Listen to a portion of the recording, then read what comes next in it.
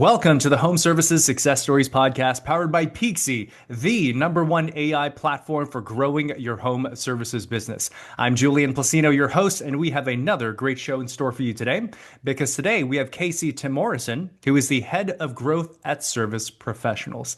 Casey, welcome to the show. How are you? Thank you. Pleasure to be on board. Yeah, excited to get to know you and a bit more about service professionals as well. So let's jump in. So, Casey, tell us a bit about your role at Service Professionals and what you focus on day to day. So as head of growth, I oversee marketing, recruiting, and acquisitions. So it's an interesting seat, taking care of both supply side and demand side. But yeah, all things growth, trying to figure out how to do it sustainably. That's currently what's on my plate. Interesting. That's a big role across many different disciplines. Tell us a bit about your journey into that role and your background before this. Sure. So I started my career as a hedge fund auditor. Absolutely hated it, and then got recruited by my recruiter to start recruiting. Figured out I was pretty good at recruiting, just that industry wasn't for me. Started doing some work with startups. Got connected with a bunch of talented folks from the early days at Hired.com, Airbnb. We launched a recruiting platform, boutique search firm that really focused pretty heavily on the tech industry. Did really well. Ended up, unfortunately, not making it through the pandemic. And then I needed something, so I turned and found something right in my backyard. And it turns out I really like home services. Completely different change of pace.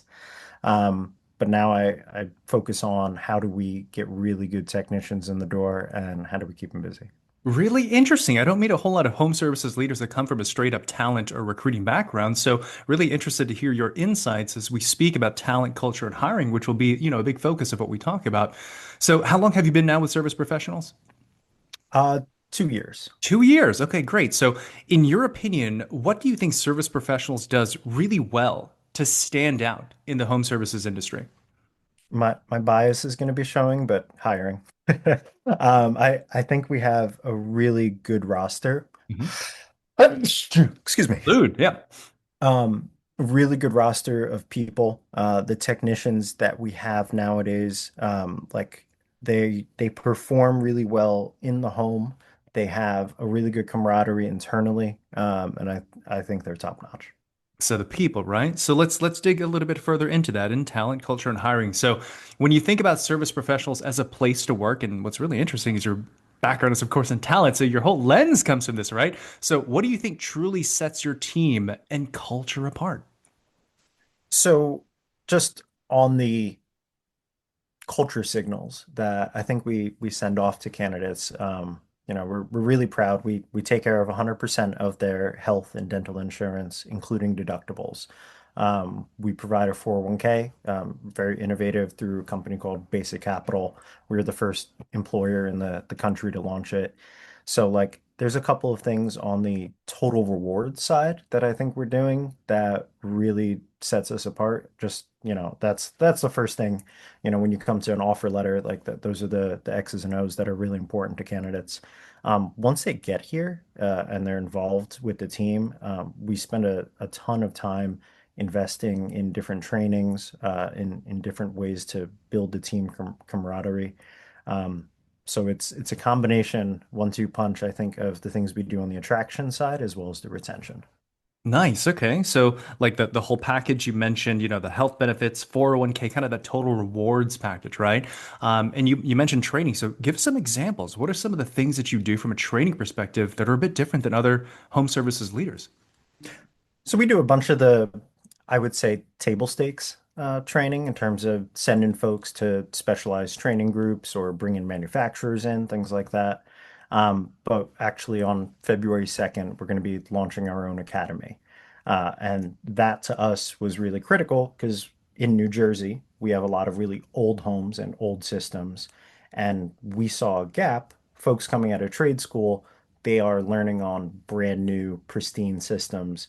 So we found even in the early career folks, there's that gap in terms of being able to be field ready.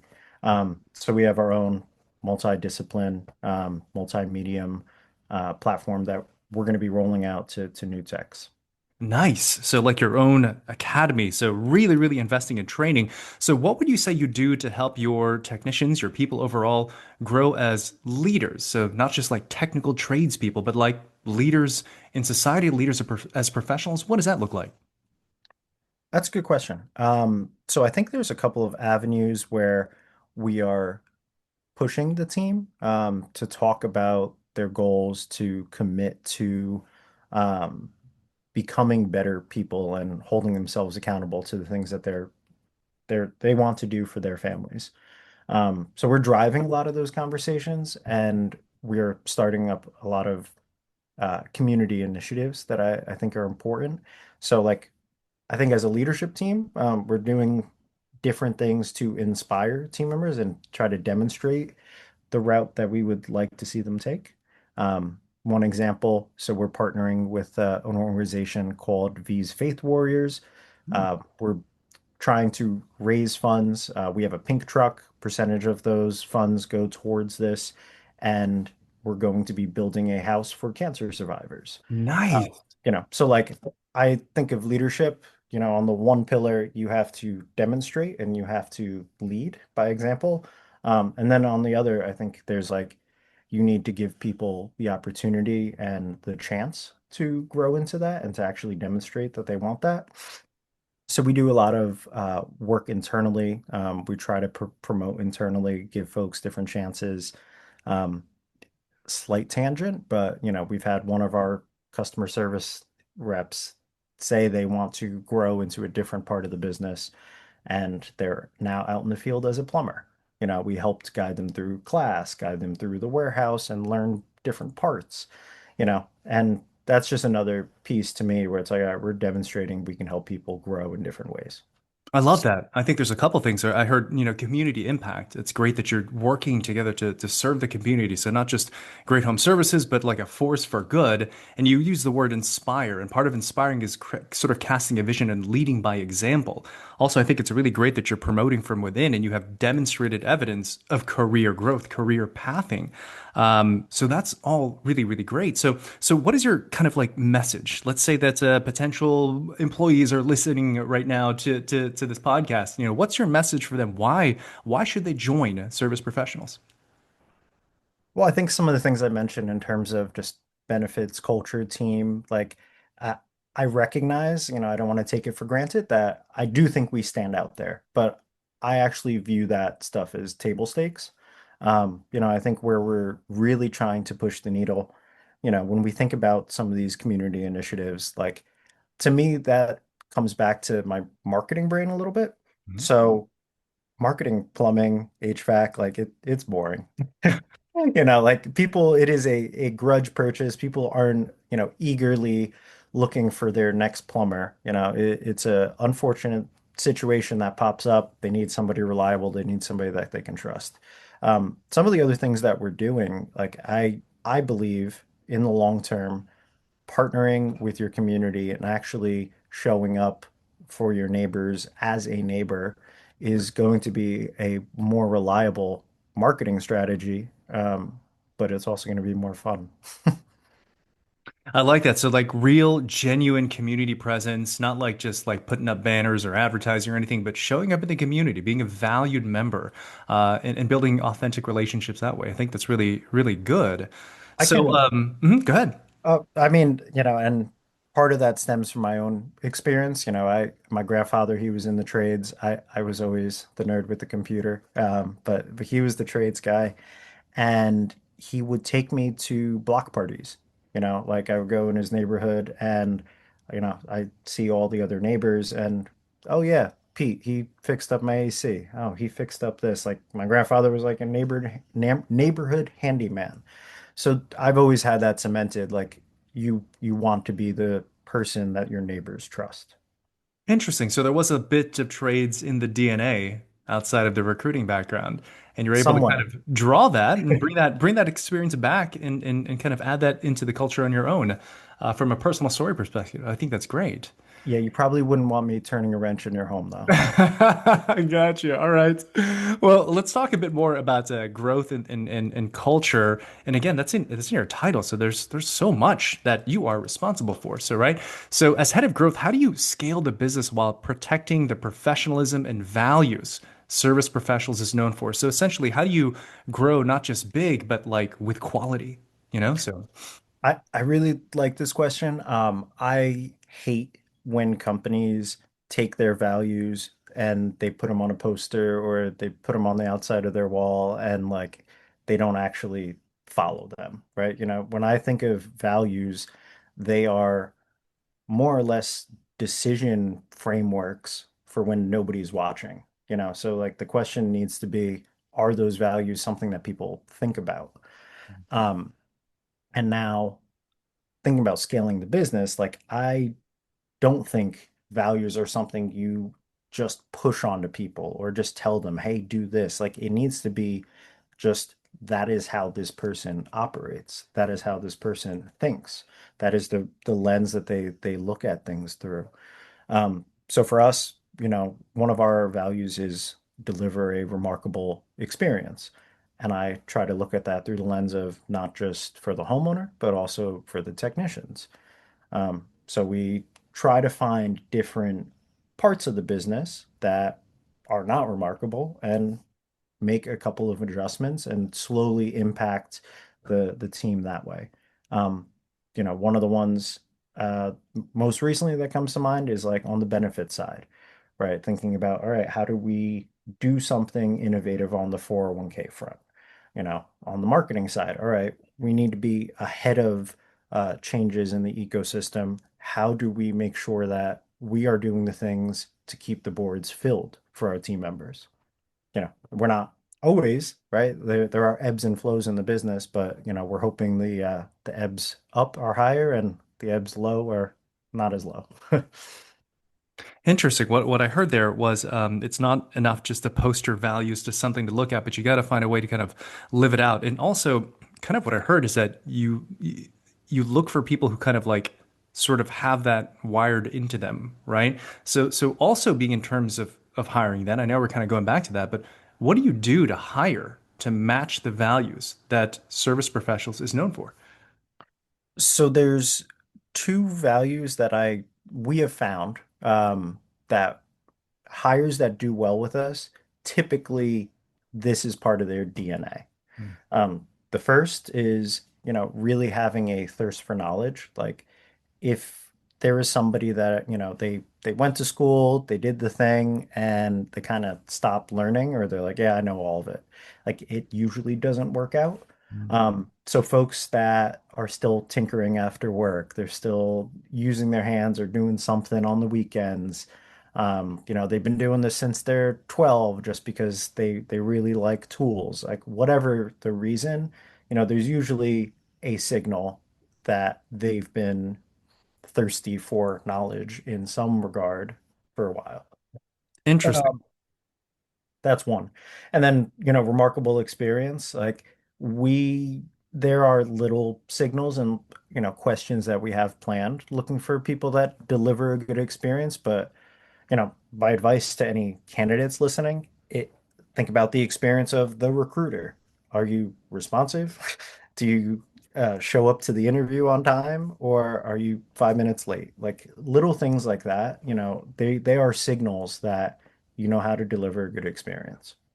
I like that. So two keys, like attributes I heard is number one, humility. So someone who kind of knows it all, is not open to learning, is probably not going to match. The Not usually. second one was kind of a natural curiosity and a hunger for thirsting, because it's always interesting to see what people do in their spare time. And if someone's still tinkering and turning a wrench and looking at the new way to do something, I think those are really, really great qualities. And of course, being experienced, focused. And I like that you use the word signals, because I think when it comes to hiring, people look for just like resumes or flat out direct experience, but rather looking for the clues about who the person actually is, right?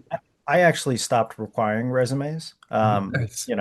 Like a lot of the folks that we were talking to had terrible resumes. And I even went to one of our best technicians and I was like, can you show me your resume? And it was awful. Spelling mistakes, everything. So I couldn't use resume as the bar for quality.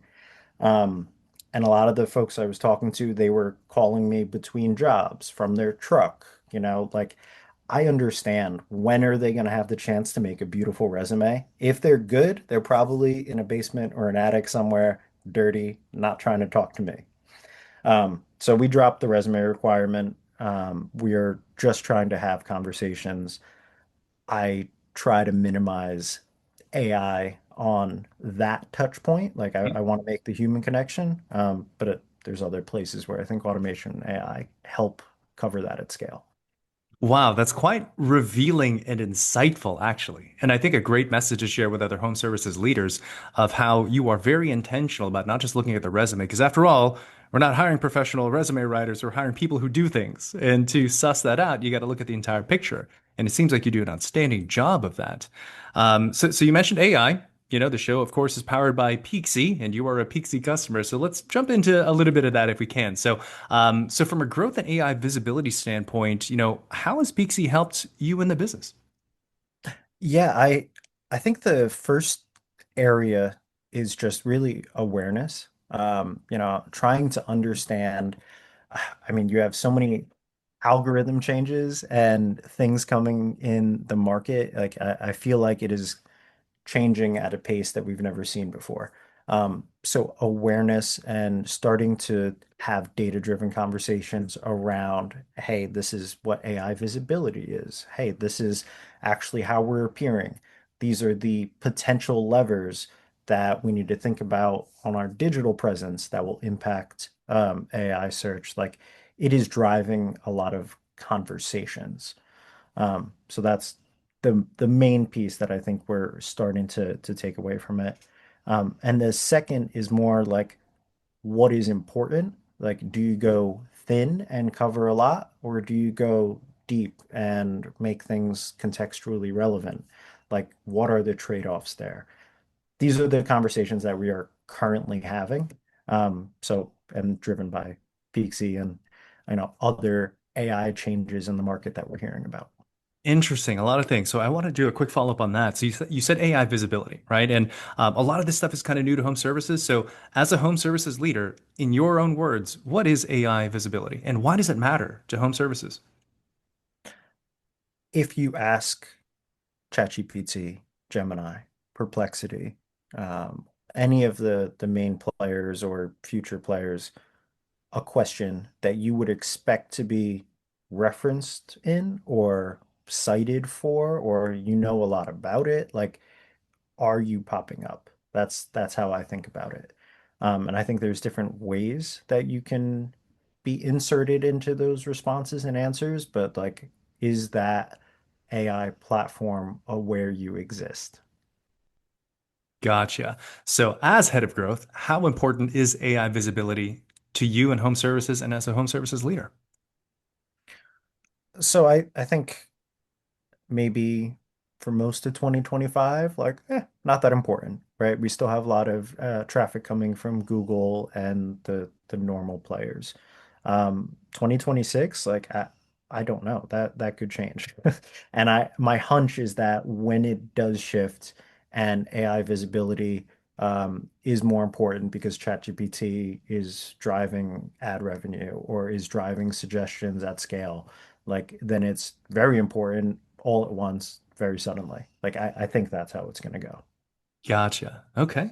And I know that Peakzy offers a really great tool in the AI visibility tracker. So what experience have you had with the AI visibility tracker?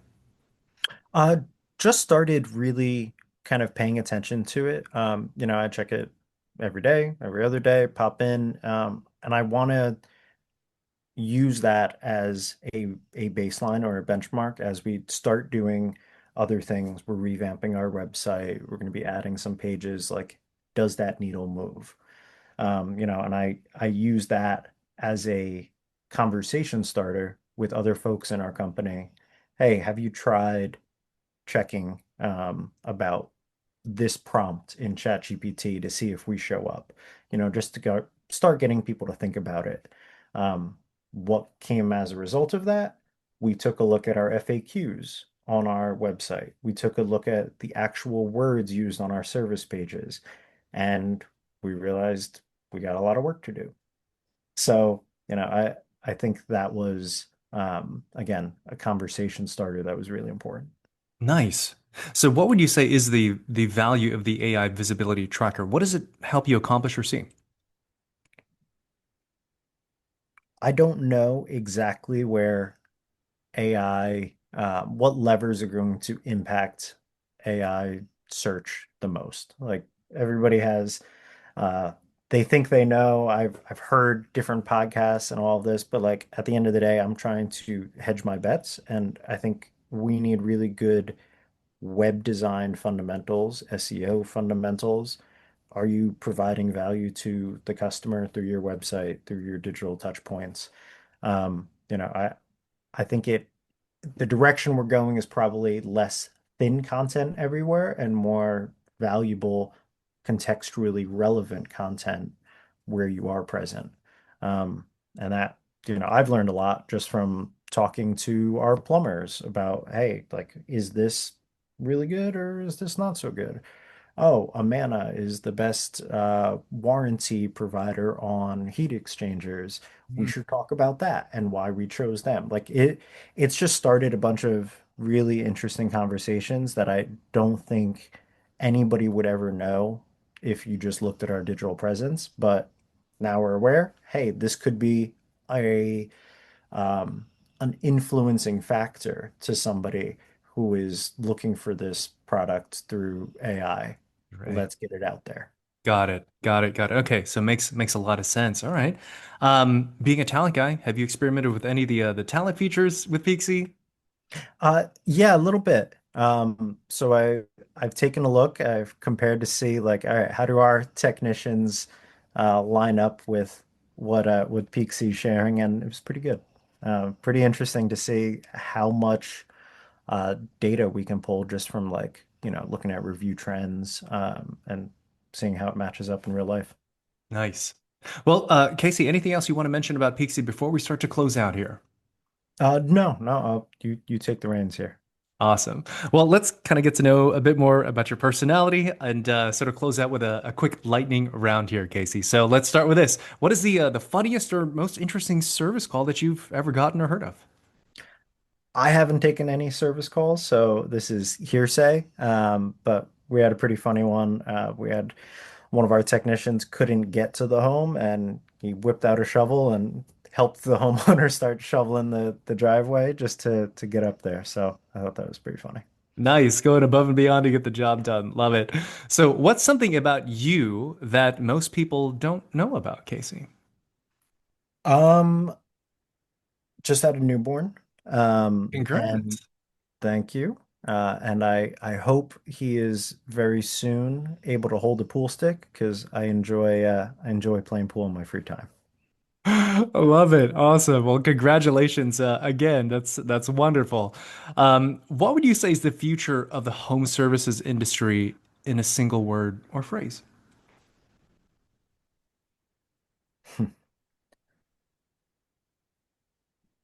Neighborly. Neighborly.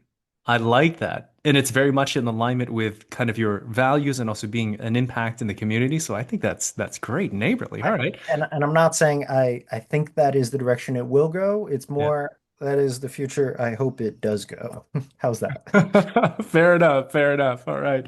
And last question here for you. What kind of legacy do you want to leave behind in one word, Casey? Yeah, I'm not gonna lie. This one stumped me a bit. Um,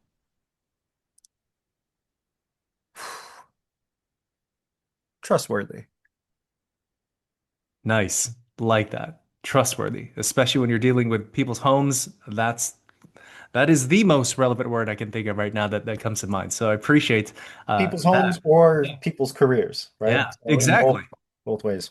Exactly. You have like two customers, right? So your actual customers, like client acquisition, and of course your people, customers as well. So I think those are great points.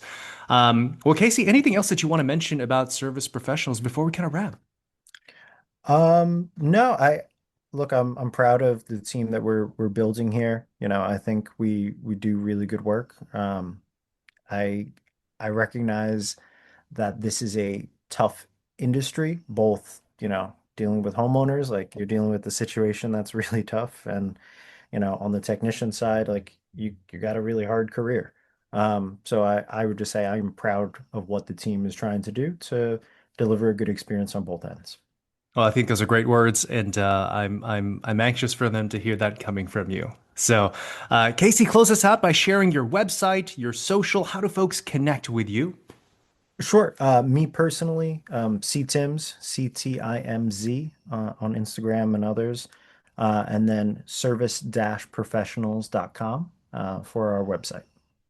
Sounds good. We'll make sure to have all that contact information in the show notes. So Casey, this was really great getting to know you. Wishing you all the continued success, and really appreciate your time today. Thanks so much, Julian. Had a blast. And that is it for today's episode. So thanks for tuning in, and we'll see you next time on the next episode of the Home Services Success Stories podcast, powered by Peakzi, the #1 AI platform for growing your home services business.